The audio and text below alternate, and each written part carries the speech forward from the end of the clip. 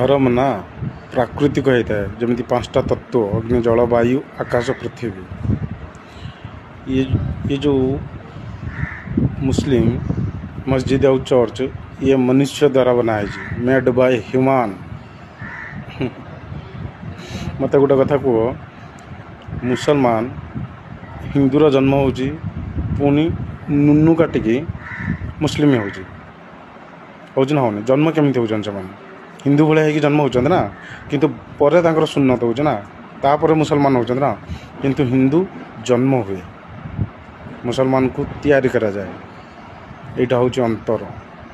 धर्म प्राकृतिक हो ना जो आड़े भी पूरा संसार सारा देख इंडोनेशिया देख चाइना देख सब आड़े देख माटी तलू शिवलिंग ही बाहर गोटे भी चर्च और मस्जिद बाहर सत्य को स्वीकार करो। हर हर महादेव जय जगन्नाथ।